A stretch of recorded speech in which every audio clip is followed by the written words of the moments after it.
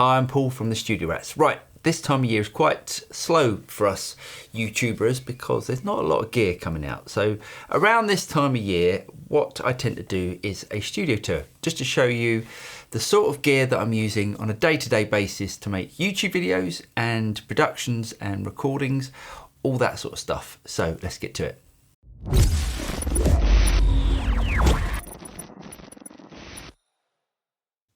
Okay, so we go over here first. There's the pooch. Wait. That's his normal spot in the summer where it's a bit cooler. Right, you stay there, it's fine, it's fine. So what we've got here is, starting off in the amplifiers, we've got the AMS, the dog's interested, Twister 5. This is a little 5-watt amplifier that is plugged into this speaker here, which is mic'd up. Now what I can do with this amplifier is pretty much what I would use for if I wanted to get a low volume amp that's actually recorded through a speaker as opposed to a load box.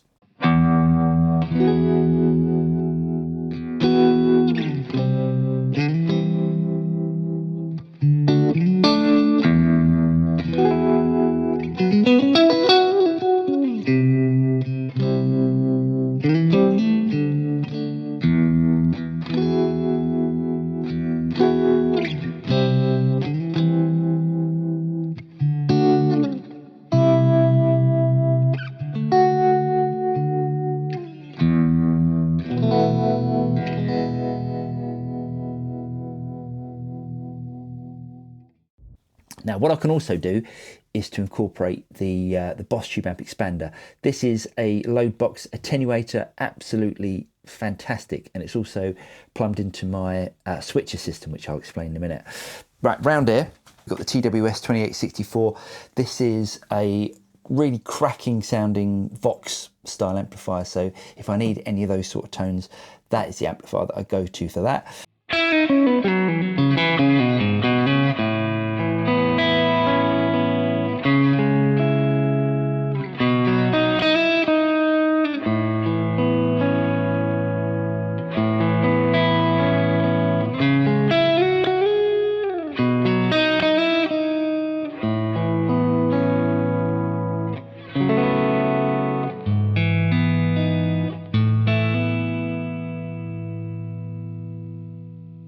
Next we've got the Tonix cab. If you're looking for a FRFR speaker that is used for any sort of modeler, you want to take it out live for monitoring, that is what I'd use. It is absolutely cracking.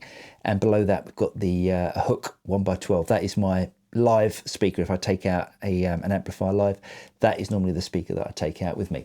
Right, then we've got a little pedal shelf over here. The thing about these pedal shelves are they're normally quite transient, so there's always pedals coming on and off depending on what I'm using for videos or for any recording that I'm doing.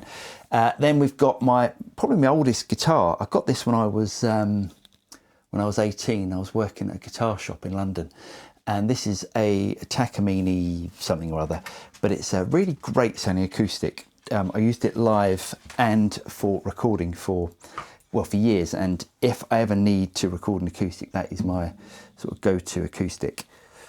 Right, what we've got over here, we've got the little Gibson wall. So this is, I think it's my latest purchase. I got this second hand. This is a Gibson Murphy Lab Les Paul Special.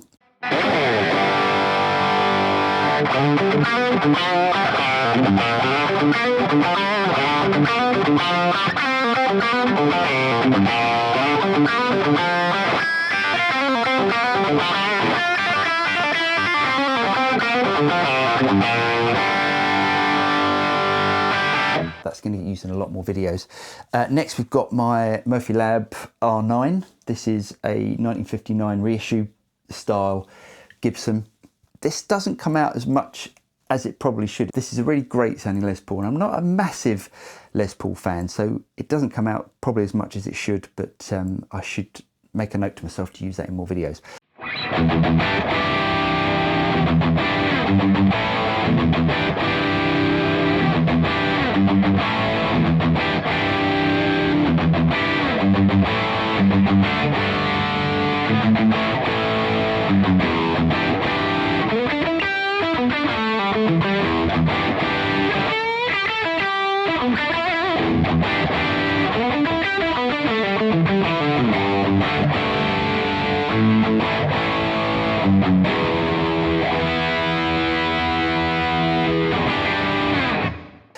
Next we've got this is a Murphy Lab 335. This is, if you saw my video recently where I did a fret polishing video, because this guitar turned up with unpolished frets.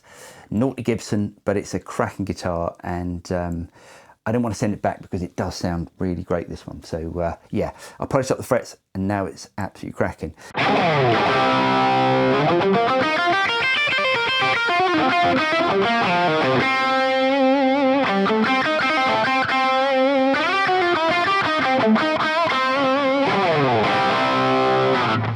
Down here we've got a jam pedal shelf. These are a few of my jam pedals that I've got. I really love jam pedals. They do pretty much anything that you'd need. So if you're looking for overdrives, delays, compressors, that sort of stuff, they do pretty much every single effect that you can think of. So highly recommended jam pedals. Right, next we've got the Strat Wall. This is pretty much my go-to at the moment. This is a Friedman Vintage S HSS.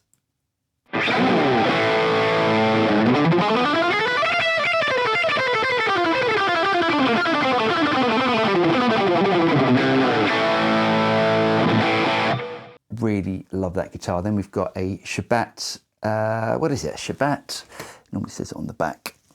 Whoops, a Shabat Lynx.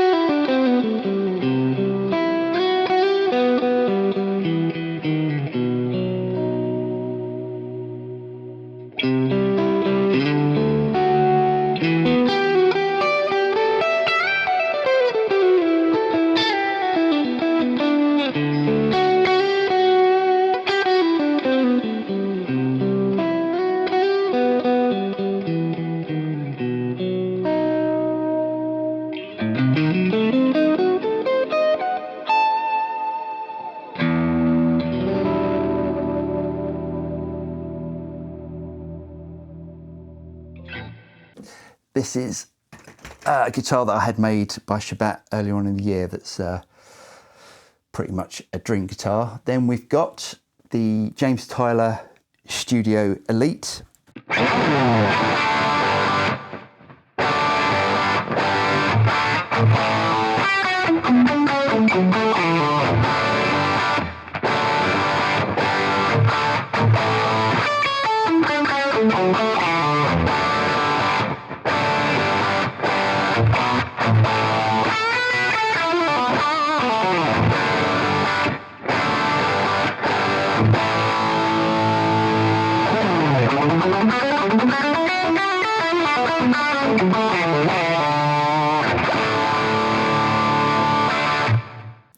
I don't know if I'm going to be hanging on to this at the moment. I've got sort of mixed feelings about it at the moment, so that might be going. But it is a cracking guitar, but it's not the guitar that I tend to pick up. I tend to pick up either the Shabat or the Friedman if I want that sort of HSS type sound. Then I've got my Fender Ancho Poblano Strat. This is my favourite Strat that I've ever played. It's got a massive neck on it, which is it's like a no-caster neck, absolutely huge. If you can see the shape of it, big old chunky neck, and it sounds absolutely incredible.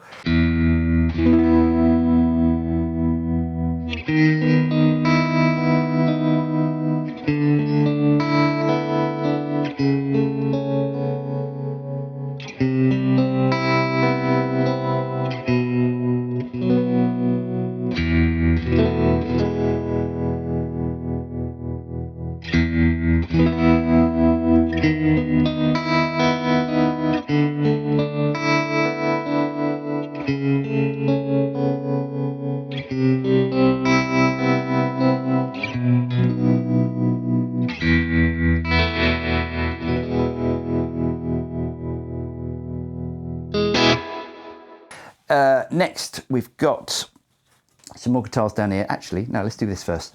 We've got my bass, rarely comes out because I'm not doing as much producing as I used to do. But if I ever need to do any sort of bass work, that's what I use there. It's just a 5-string jazz bass. I wish I had a 4-string because I never use that low B. But anyway, then I've got a Taylor acoustic. Now this one is actually strung up Nashville. So it's got Nashville tuning on that, so great for recording. I use that all the time if I'm doing any acoustic work.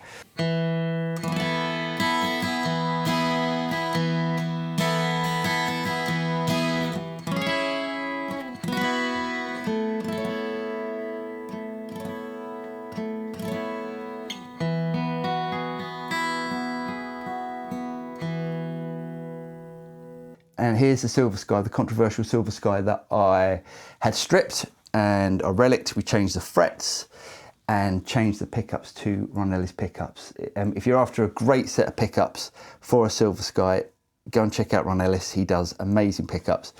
And because the Silver Sky is routed in quite an unusual way, Ron Ellis does pickups that fit straight in there. So highly recommended.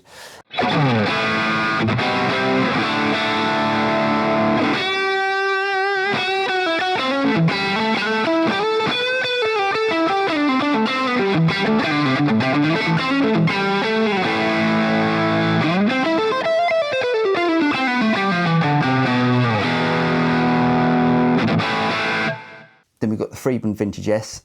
I got this in for review a few months ago and really didn't want to send it back because it sounded so good. So if I'm ever doing any sort of single coil work, that's probably the guitar that I would normally pick up first.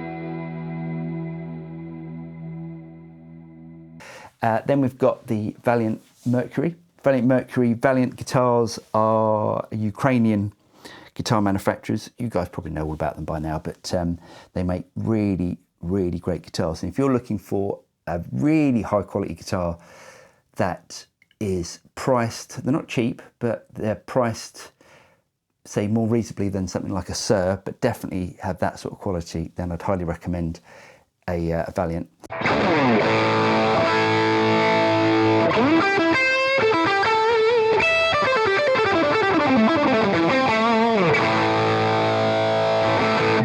And then last of all, we've got the Fender Custom Shop Esquire. This is, electric guitar wise, the guitar that I've had the longest, and it's pretty much my favourite telly that I've ever played. It sounds absolutely awesome.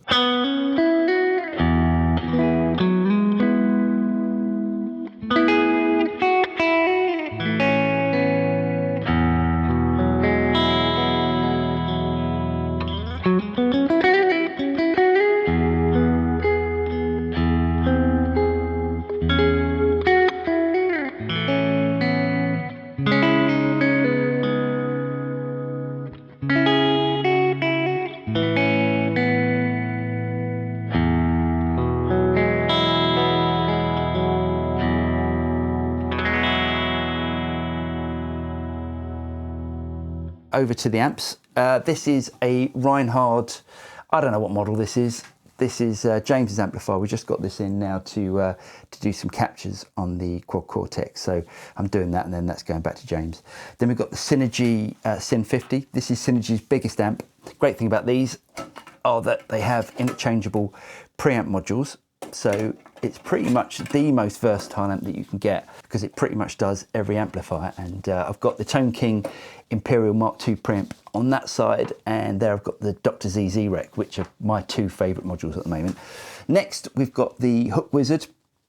This is a really clever amp with motorized pots, so you can store, I think it's 32 different presets on this. So I can take that out live, and it's got a load box built in, and it sounds pretty awesome. I wouldn't say it's the most characterful amp, but if you're doing, say, like a gig where you need lots of different sounds, that is the amp that I would take.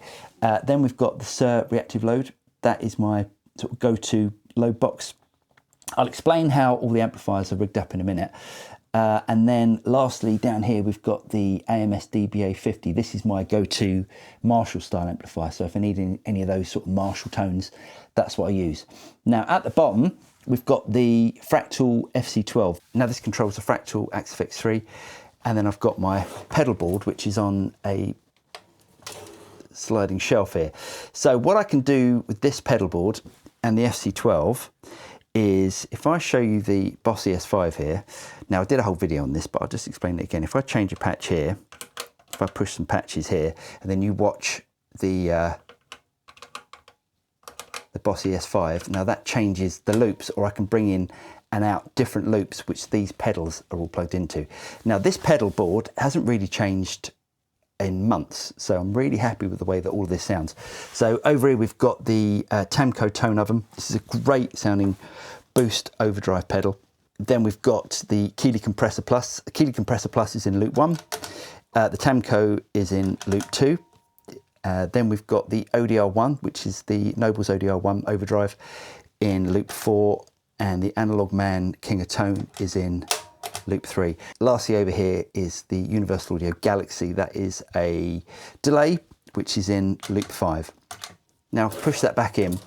What we've got here is probably the brains of everything, which is the KHE amp switcher. This is the 8x4 amp cab selector. So what I can do here is I can send this pedal board to any amplifier, and then any amplifier to any speaker or load box.